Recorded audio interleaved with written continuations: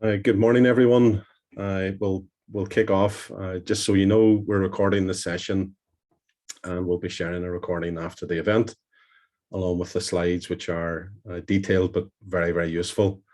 You're all very welcome this morning. My name's Stephen Kelly. I'm Chief Executive of Manufacturing Northern Ireland, and I'm joined by colleagues Conor Doherty and Mary Meehan, who's CEO or Deputy CEO of Manufacturing NI with responsibility for people.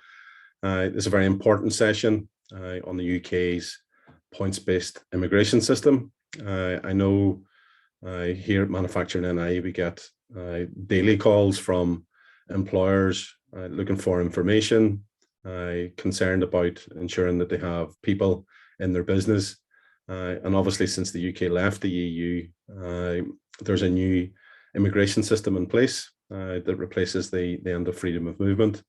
That means that you as a business can recruit people from across the world, provided they meet certain conditions.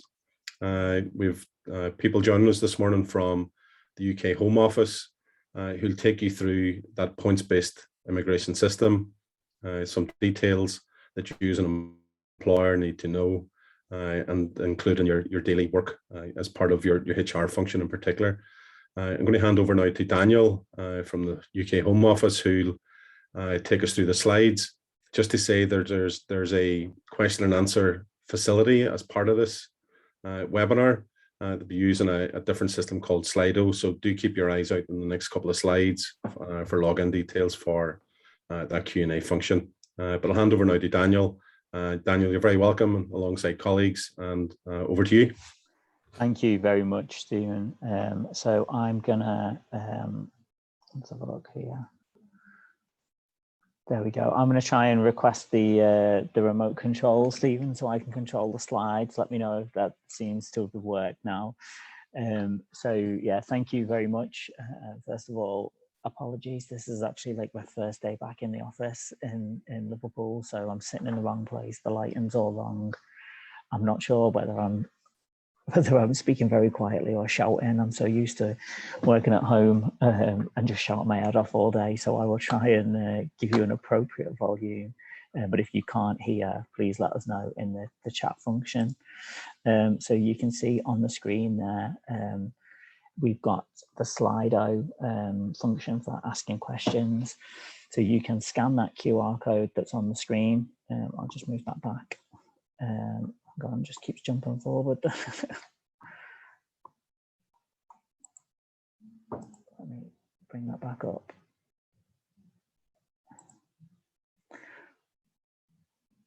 Okay, yep. So on the screen, you can see the QR code. If you scan that with any smartphone, that will take you through, or you can click on the link that's on there, or you can go on slido.com and enter the code 794472.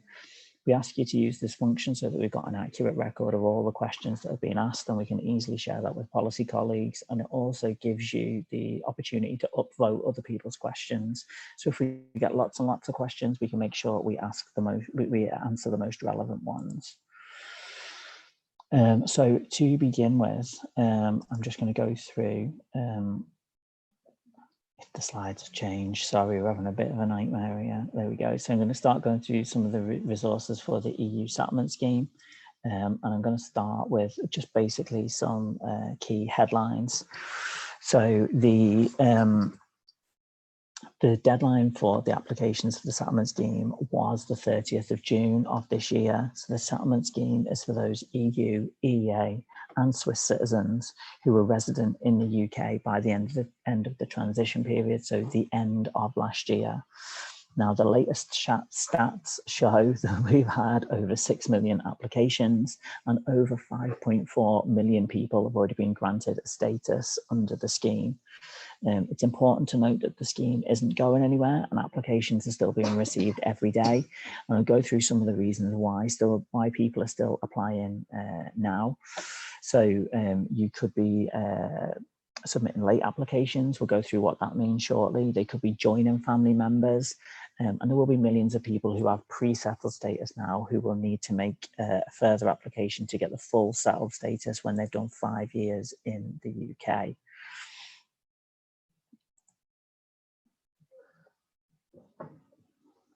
Now, we publish an awful lot of information on the settlement scheme. Sorry, I'm just trying my best to move the slides along. There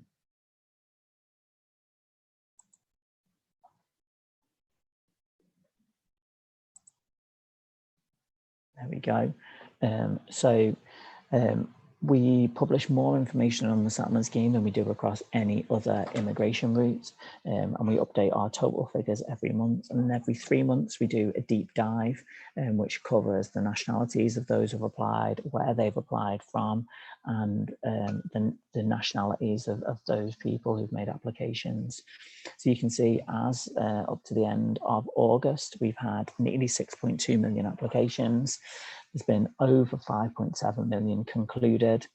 Connor, that would be brilliant if you just take back the slides and I'll just say next slides, if that's okay. I think that I will, let me see if it says hand back control. I'm going to say give up remote. Yeah, there we go. That's brilliant. Thank you, Connor. So you can see there that 52% of those who've applied received settled status. That means they've been in the UK for 5 years or longer, and 42% who've been granted pre-settled status, so that's less than 5 years. You can see that from Northern Ireland, there's been 99,820 applications. And if we go on to the next slide, please. So you can see that within Northern Ireland, the top 5 nationalities to have applied so far are Poland, Lithuania, Romania, Portugal, and Bulgaria. Now, there's some interesting variations across the UK. So that I think it's only in Northern Ireland that Lithuania is actually in the top 5. So there are a lot of interesting variations on there. And you can see on the screen now the top 5 locations within Northern Ireland for applications being made to the settlement scheme. We go on to the next slide, please. So I mentioned late application, so it is really important to note that the scheme isn't going anywhere, and in line with the Citizens' Rights Agreement, there is scope indefinitely for someone to make a late application, provided they have reasonable grounds for doing so. So we published on the 1st of April guidance on what constitutes reasonable grounds for a late application, but just to confirm, that's not exhaustive, and we will take the same approach that we've taken to the settlement scheme as a whole, which is about being flexible and pragmatic and considering each person's circumstances in their own individual light. But some reasonable grounds for late applications will include things such as where a parent or guardian or local authority has failed to apply on behalf of a child. And this may be a long time in the future. So if it turns out that a child in the future is going to apply for university and they haven't got the status that they expected, that again would be reasonable grounds for late application well into the future. Also where a person lacks the physical or mental capacity to make an application, or where a person was prevented from applying because they were a victim of modern slavery or domestic violence. But crucially, a person does not need to be vulnerable to make a late application. They may have simply been unaware of the requirements to make an application. They may have missed the deadline because they didn't have any internet access, or they didn't actually have the computer skills, or maybe English language was a barrier for them making an application. Now, it's important to note as well that from the point when you submit your application, so even if you apply late, once you put that application in, your rights are protected until the outcome of your application. And that also goes for those who applied before the deadline but haven't had a decision on their application yet. We will also take the same kind of flexible approach in the future to those who have got pre-settled status and then fail to reapply for their settled status within their 5-year period of leave. We go on to the next slide, please. So if anyone has not yet made an application to the settlement scheme or needs help in applying for settled status when they already have pre-settled, there's a lot of support still available. So we have our Settlement Resolution Centre, and that's open 7 days a week. They deal with thousands of inquiries every day by call or email. We also fund at the moment 72 different organisations. They're a mix of voluntary and community sector organisations to help those who need extra support in making applications. So we've already awarded over £22 million to those organisations, and we have actually extended the funding now. It was due to expire in September. It will now go through to the end of March. And some of those will cover specific geographical areas. Some of those will cover specific needs of groups of applicants. Additionally, we have an assisted digital service, which helps those who need extra help with the actual IT part of the application process. If we go on to the next slide, please. Now there is a postcode checker that you can use on gov.uk, which gives you the details of your nearest grant-funded organisation. As I mentioned, some of those will be targeting geographical areas, and some are national organisations that will address specific cohorts of applicants. So we do have support available for elderly applicants. We have support for those who are victims of domestic violence. We have some that are for specific language issues. And on the screen at the moment is some of the organisations currently funded within Northern Ireland. If we go on to the next slide, please. So on the 10th of December, the government opened up the Frontier Worker Permit Scheme. So protected frontier workers can apply for and be issued with a permit. So you can apply for a Frontier Worker Permit if you're from the EU, Switzerland, Norway, Iceland, or Liechtenstein, and you live outside of the UK and started working or being self-employed in the UK on or before the 31st of December of last year and continue to do so. Now, you can't be primarily resident in the UK, and you may be eligible if you spent less than 180 days in total in the UK within the previous 12-month period. Now, applications are very similar to the settlement scheme in that they are online, they're free of charge, and can be made from inside or outside of the UK. But from the 1st of July, non-Irish frontier workers have been required to hold this valid Frontier Worker Permit in order to enter the UK for work. If we go on to the next slide, please. So this is something that's changed quite recently. It's a really important change, and it's how right to work checks are conducted for EU nationals and some other cohorts. We go on to the next slide, please. So just to be clear, the Home Office is not mandating that you need to do any retrospective checks on EU national staff who are employed on or before the 30th of June of this year. Now, employers will maintain a continuous statutory excuse against a civil penalty if illegal working comes to light in the future, if the initial right to work check was undertaken in line with the published guidance and right to work legislation available at the time. So in practice, what that means is that if you took someone on in, say, March of this year, and you checked their passport and national ID card as per the guidance, and then it turned out that they didn't apply to the settlement scheme, or they weren't eligible to apply for the settlement scheme, that employer would maintain the continuous statutory excuse against the civil penalty because they did the correct checks at the time. Now, from the 1st of July, the process for completing right to work checks for EU, EEA and Swiss citizens changed, and employers are no longer able to accept EU passports or ID cards as valid proof of right to work, except for Irish nationals. An online right to work check is required for those who only hold digital proof of their immigration status, and this will include most EU, EEA and Swiss citizens and some of the other routes under the new points-based immigration system. Now, to actually carry out that check, it's really straightforward, and all you need is a share code that the applicant generates and the individual's date of birth. If we go on to the next slide, please. So the new platform works on the basis that the individual first accesses and views their own record. They can then share this information with you by providing you with their share code. So this online right to work check is required for individuals who only hold digital proof of their immigration status. So that's called an e-visa.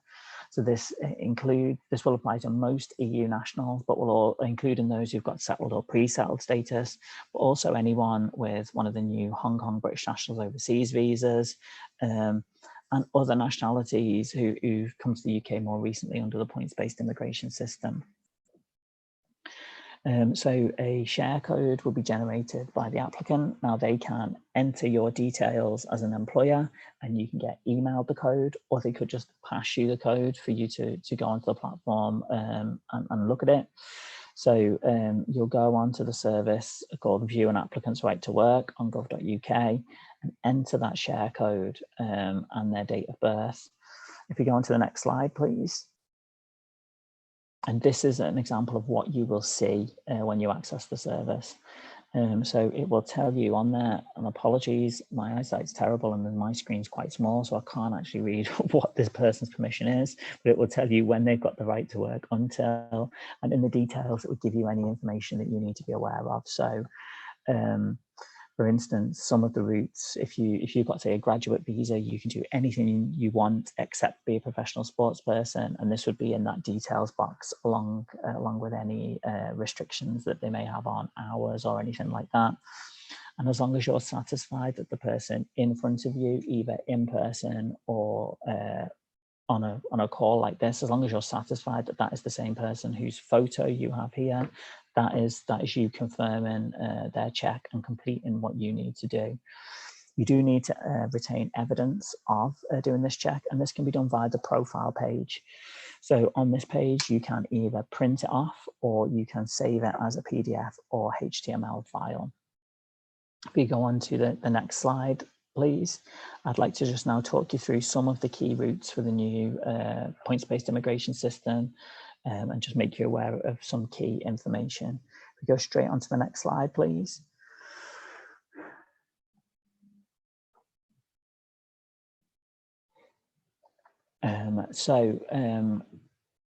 The key kind of top line on this is that anyone coming to the UK for work, including EU citizens, need to demonstrate that they meet a specific set of requirements for which they will score points. This is our new skilled worker visa. And we've made a number of changes so that it's simpler for employers. And if any of you are aware of the previous tier 2 route for skilled work, it's certainly more flexible than that. Now, the core requirements are that the applicant must have an offer of a job from an approved sponsor. The applicant must speak English to an acceptable standard, and there is a criminality threshold for every application. Now, the job the individual is coming to do must be at a minimum skill level of RQF level 3 or equivalent and above. So that's A level or equivalent qualification and above. That's not to say that the worker needs to hold that formal qualification, but it's the skill level of the job that they're coming to do, which is important. So compared to the old tier 2 route, what's actually different? Well, there is no cap on numbers on skilled work. The cap has been suspended. There's no longer a resident labour market test, which has been removed. That skills threshold has been expanded and the salary threshold lowered. The 12-month cooling off period and 6-year maximum length of stay within the skilled work routes has also been removed. Now, the big change is the introduction of tradable points for certain characteristics, and I'll go through what this means in practice and work through some examples with you over the next couple of slides. We go on to the next slide, please. Okay, so we talk about a points-based system, but what do we actually mean by points?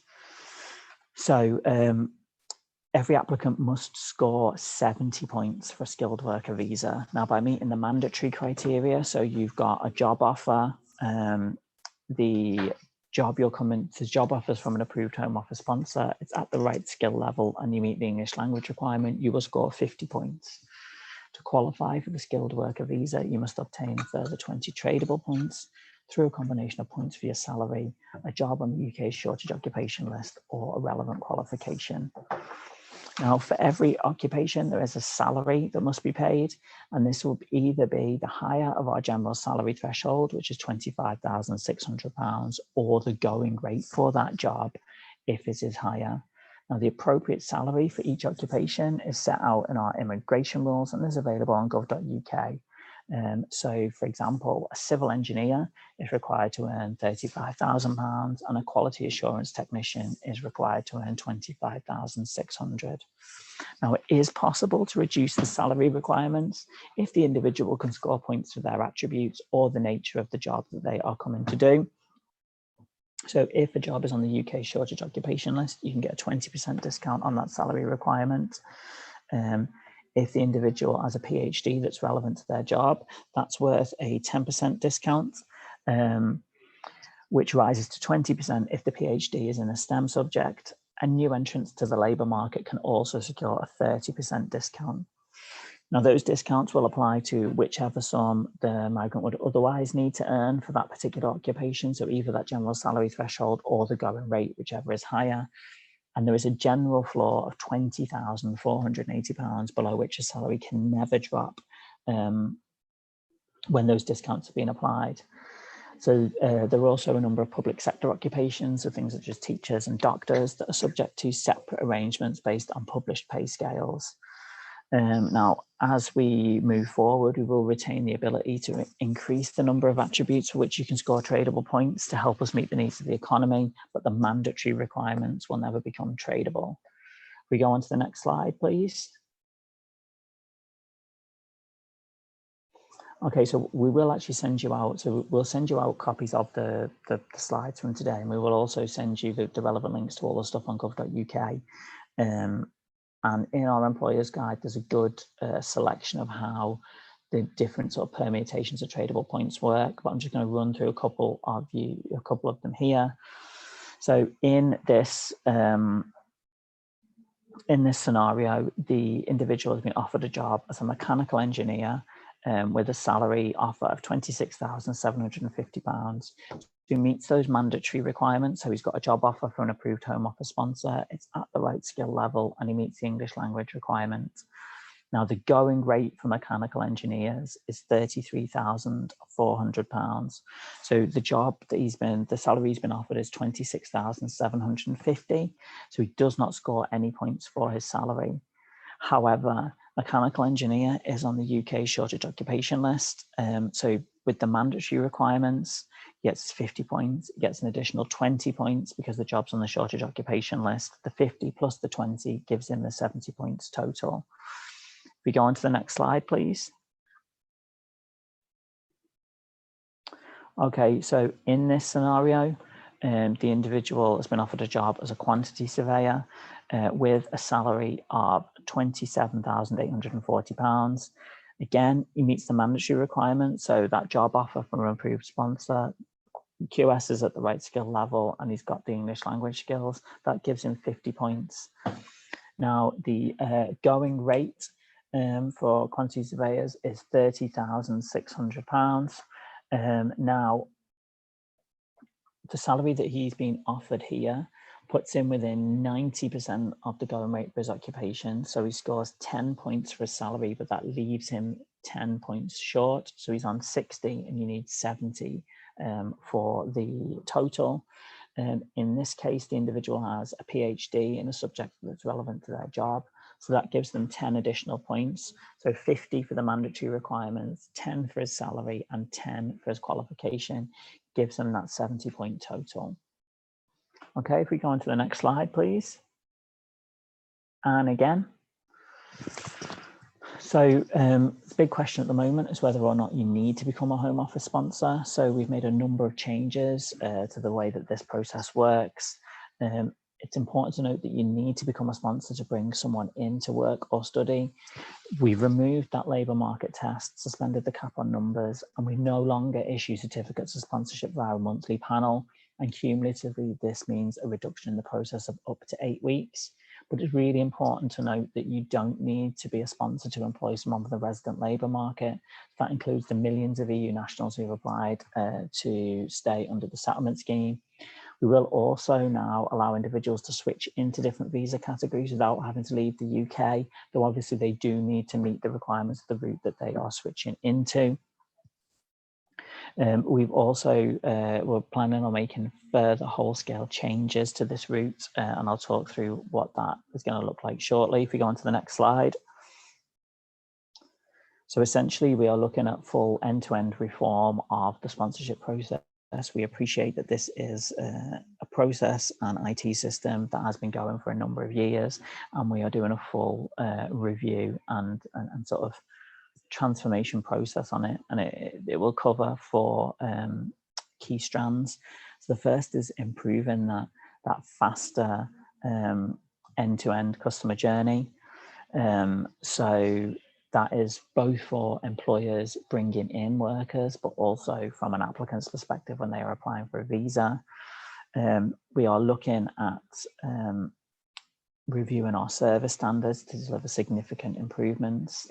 And by doing this, we want to reduce, we want to increase understanding, but also reduce the barriers for small and medium businesses in becoming sponsors, and the sort of the time it takes for people to access and use our system. The second strand is IT transformation. So we fully appreciate that this is a system that's been going for a long time. And it's something that we'll be having a complete overhaul to make it, just more user friendly, but also smarter in terms of we will try and reduce the number of times we need to ask for the same information. If you've told us once, that should be sufficient. We also want to make it easier for different government departments to speak to each other to again help us to process things quicker. We want to make significant changes to the existing processes, so extending the current system to students and their sponsors. We want to further improve compliance through better data sharing, and also we want to improve this through engagement. So we genuinely want to hear from those who need to become sponsors and have questions about the system, those that are existing sponsors and have improvements, suggestions, what they like, what they dislike about the current system. We really want to feed that in. So we have different advisory groups that feed into this. We have a dedicated group that cover the interests of small and medium businesses, but this is something we are actively consulting on at the moment. We go on to the next slide, please. Whilst we are working on the sort of future transformation, if you are thinking on becoming a sponsor at the moment, this is what the current process is. So you can see there's a lot of information on this slide, hence why we are looking to reform this process. But your first port of call now is to check that any vacancies are eligible for one of our licenses. You can do this on gov.uk. If you're thinking about becoming a sponsor, you will need to provide documentation to support your application. This is normally at least 4 different types of document, and it will include things such as records, your business records, financial records, perhaps a management hierarchy. It will depend on the size and nature of your organization. When you apply, you need to appoint a person or persons within your organization to actually be the named contact and have access to the Home Office's sponsor account system. You'll apply online and pay the appropriate fee. If your license is successful, if your application is successful, your license is valid for 4 years. And when you, once you've selected a candidate, you will issue them with a certificate of sponsorship that they will use to as part of their application. So when you've selected a candidate, they must make an application to come and work in the UK. But first, you'll endorse them by your certificate of sponsorship. They will kind of cross-reference that within their application. You'll have to pay the immigration skills surcharge if that's required, and if their visa application is successful, they can come and work in the UK.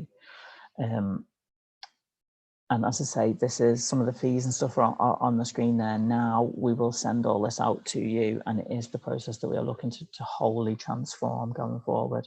So next slide, please. And again, so it's just really important to note that the new points-based immigration system does not seek to replicate free movement in any way, and it does not include a route for those who do not meet the skills and salary thresholds. So we know that this is a significant period of adjustment with investment in technology, automation, and training up of the UK's domestic labour force, particularly given the impacts of COVID-19. Now, there is some flexibility for employers there with the changes to salary and skills threshold. As I've mentioned, there are over 6 million applications been made to the settlement scheme already. And there are other categories of workers that you can employ without becoming a sponsor. the Migration Advisory Committee noted that in the absence of a route for lower skilled migration outside of the UK, there are 170,000 recent non-EU citizen arrivals in lower skilled occupations across the UK. So these might be the dependents of those who have other visas. We also have the seasonal workers pilot and the youth mobility scheme that we hope will provide employers with some further flexibility. If we go on to the next slide, please. So this is probably I think it's our newest route to open. This opened on the 1st of July. And our graduate route really represents our commitment to improving our offer to international students considering education in the UK. If it really improves the offering as well for those who graduate and want to stay in the UK and work. It's an unsponsored route, meaning you don't need a job offer to apply to the route, and individuals can work flexibly and switch jobs. The route is available to international students who've successfully completed a degree at undergraduate level or above at a higher education provider with a good track record of compliance, and they need to apply whilst they have existing leave as a student.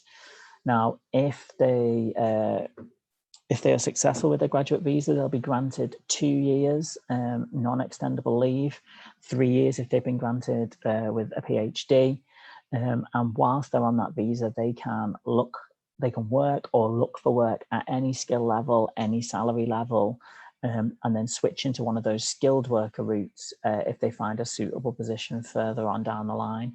So for employers, they will not have to pay any sponsorship. The graduates themselves pay an application fee and will pay the immigration health surcharge. But yeah, an employer doesn't need to sponsor that individual, and the individual can work in any field at any salary level. The only thing they can't do is be a professional sports person. We go on to the next slide, please. This is our visa for Hong Kong British nationals overseas. And this route opened on the 31st of January, and this really recognises our historic commitment to British nationals overseas in Hong Kong, and it gives them the option to come and live in the UK if they decide that that's an appropriate choice for them. Now, the application process is very similar to the settlement scheme. There's even an app version of it. It's streamlined, it's straightforward, and there is no quota on numbers. Our initial impact assessment estimates we'll receive between 250 and 320,000 British nationals overseas and their dependents coming to the UK over the next 5 years. Those with a Hong Kong British nationals overseas visa do not require sponsorship to work in the UK. We go on to the next slide, please. Okay, so anyone can apply to visit the UK, so you must either apply for a visa before arrival or seek leave to enter at the UK border. Visa nationals can apply from anywhere outside of the UK, and non-visa nationals can apply at the border. So in most cases, you can come to the UK for up to 6 months. You can enter the UK multiple times within that period, but you can't live in the UK by means of repeat visits. You can't routinely work or access public funds. And just to be clear, citizens of the EU and Switzerland do not require visas to visit the UK, but we will permit study of up to 6 months under the standard visit route. If we go on to the next slide, please. Although our visit routes haven't actually changed, it's important to know, well, we fully recognise that there are now significant cohorts of Europeans who are having to navigate our visit rules. So we just really recommend that everyone engages with this guidance and understands what you do and don't need a visa for. So you can do certain activities without needing a visa. So you can come and, attend trade fairs, you can come and negotiate contracts, you can attend business meetings. If you're an academic, you can come and do research. So we just want to make sure that people don't unnecessarily apply for visas, or equally, are unintentionally non-compliant by trying to do work that they're not allowed to do on a visitor visa. So we've actually just published a guide on mobility and sort of short-term work in the UK. So we'll make sure that this is circulated to this group. We go on to the next slide, please. So we've got a series of guides that are therefore EU citizens, students, workers and visitors. If we go on to the next slide as well. This is just a selection of the support materials that are on there. We've got an introductory guide for employers. We've got a podcast that goes into a bit more detail when people have to speak. The people on the podcast are speaking a little bit slower than I've had to speak to today. We've also got a guide for our frontier worker permit scheme. And we've also worked with the Association of Labour Providers on a handbook there that we've kind of done in collaboration, which is really, really useful. If we go on to the next slide, we've also got the materials on what it entails to be a sponsor and a really useful leaflet for EU nationals to help them understand whether they need to apply for status under the EU settlement scheme or in fact they need to apply under the new immigration system. So I am going to stop there. I think we can stop sharing the screen and we can just try and work through as many of your questions as we can. Daniel, thanks for that. Much appreciated. I know that some people have been using Slido. I think Hannah, one of your colleagues, is going to take us through that Q&A. Is that correct, Hannah? Yep, so I've got the Q&A open now, so I'll go through questions and we've got policy colleagues on the line. We'll just join in, who'll be able to take us through. Okay, so first question, proof of identity. I thought new employers only need to provide their passport or identity card. A copy is taken and signed by the person making the check. So I think this person just needs some reinsurance regarding the right to work checks. Dan, is that something you'll be able to answer? Sorry, Hannah, can you just repeat that? So proof of identity, I thought new employees only need to provide their passport or identity card. A copy is taken and signed by the person making the check. So if we're talking about right to work checks, that changed on the 1st of July. So you can no longer except for Irish nationals. So as per the slides, the process remains the same for Irish nationals, but EU citizens, whether they have status under the settlement scheme or the new points-based immigration system, they have an e-visa and you need to do the online check to do that. If you have employed someone before the 30th of June, we're not asking you to do that check again. And if you've done that with the passport or ID card before the end of June, that's absolutely fine. But from the 1st of July, that process changed. We'll send you the toolkits, Stephen, that you can attach to this. You can send it round. There's actually a really good video that kind of talks you through that whole process. But it is really important to note that from the 1st of July, for most EU nationals, you'll have to do an online right to work check. But as I say, it doesn't apply for Irish nationals. Thanks very much, Dan. So the second question, with shortages in food processing sectors with an estimated shortage of 500k vacancies in the UK, will there be derogations on mandatory requirements, for example, English language? I think we've got Richard on the line. Hi there, yeah. So there's no plans to sort of waive or reduce English language requirements. Government puts quite strong importance to that requirement. It's really important for integration into wider society and in a lot of workplaces, just for general communication. It's important, especially in environments where there are quite serious health and safety implications if people don't understand what's going on. Thanks, Richard. Just got a comment. So it seems cheaper, easier, and more welcoming than I thought it would be. So it's a general comment. Got another question from Mary. Will there be additional bespoke immigration routes for temporary, non-seasonal, lower skilled workers? So nothing planned, although obviously you'll have seen developments over the weekend. Things can change quite quickly, but the general position is that there won't be general routes for roles that don't meet the thresholds of the skilled worker route. The focus should very much be on investing in and training in the resident workforce. What was announced in the last few days was very much in response to a sort of immediate crisis. It's not part of a longer term strategy for those types of immigration routes. Thank you. So Does the employer have to pay for NHS costs for new employees? That's kind of up to them, really. So anyone coming to the UK for more than 6 months will have to pay the immigration health charge, which is sort of their contribution towards the NHS and gives them access to that. That charge falls to the applicant, so the individual worker, but many employers do cover that cost for their employees, and we're very happy for them to do so. Thanks very much.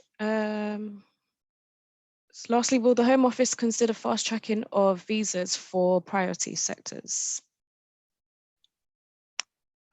We've got priority services available for those who need them. Generally, the visas that were announced recently, they need to be processed quickly because they are very short term and very immediate. But otherwise, our service standards is generally 3 weeks for work visas, and we are working to bring that down across the board, not just for sort of certain priorities, but to make it faster for everyone. Just to add to that as well, Richard, just to say that we're talking about priority sectors, the health and social care visa, that also gives sort of bespoke applicant support throughout that process, doesn't it? It does, yeah. Hannah, just before you jump in, we have a question in the Q&A on the Zoom, just on the Premier service. Is the Premier service available at the moment? The link on the website doesn't work at present. Are there other ways to make contact to join the service?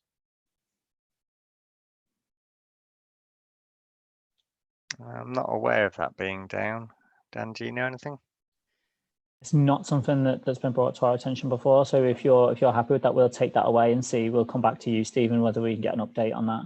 No problem. And the question asked the person who asked the question, George, keep trying the service in the meantime. And if we find it, we'll come back to Stephen. We'll take that away and speak to the operational teams and come back to you.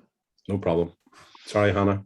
No problem. Thanks, Stephen. We do have another question in relation to frontier workers. For frontier worker permits, what evidence of residency is required? We did have John on the line. He's actually struggling with technology difficulties. I'm not sure if anyone can help answer that question. So Hannah, why don't you just send that to chat, send that question to John on instant message and give us a minute and we'll come back to you on that one. Yeah, so John's just come back. Thanks, John. So evidence of residency in their home country is covered in the guidance. So for example, rental agreements, utility bills. Yeah, so it's evidence of residency elsewhere and then employment within the UK. So a broad range of documents will be considered. Thanks, John. So another question, if someone worked here for many years, left for a number of years and was not in the country by December 2020, can the worker apply now?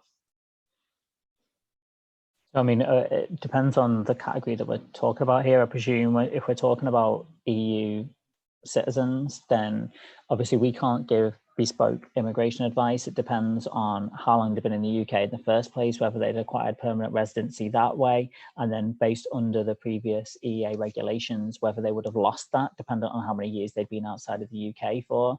So there is grounds where they may have retained it, they may well have lost it. I mean, it's what I would recommend in those circumstances is you can put that query to our Settlement Resolution Centre in writing, and they can come back to you in writing and give advice. Obviously, I can't, and without, unless you know the specific scenarios, and even then, I wouldn't give you immigration advice. There are certain scenarios where they may have retained their rights. They may well have lost it, depending upon how long they've been away. And Hannah, just to add to what Dan said there, if people have a specific query, but a specific person or circumstances, if they even push it through to my colleague Mary Meehan, we have some people we can go and ask for advice on those. So specific requests like that, come through to us and we'll see what we can do to help. Thanks very much, Stephen. So yeah, that brings us to the end of our Q&A session. So just one more thing, we've opened up live polling on Slido, so it would be really helpful if you could take some time to complete these questions. I'll put the link in the chat as well. So if you could just complete that for us, that will really help us for future engagement. And that's it. So over to you, Stephen. Thank you. Thanks, Hannah. Can I just add one final thing? Obviously the responsibilities on business changed over the summer, and I think that may have passed a lot of people by. I just give you the opportunity, Dan, to kind of reinforce the message there on that piece in particular, because I think most people have missed this. I think that you're absolutely right in that, given the current circumstances, there's an awful lot going on. There's an awful lot of communications coming from government, and you're absolutely right. There's a lot of information for employers to digest there. So what we really want to do here is, as we'll give you a version of these slides that you can send out to everyone. We'll send to all the links. We'll put it in order of what we think is most important for you to engage with. I say those right to work checks, it's a significant change on there, and it is important that everyone understands their responsibilities. You're absolutely right. And also to say that we're happy for this to be kind of like an ongoing relationship here. Go away, take these materials away. If you think actually we need to do another session focused on right to work checks because people don't understand that, can you go into that a bit more detail? We're happy to do so. Appreciate that this was kind of a broad range of topics here, but hopefully this will be the start of an ongoing relationship.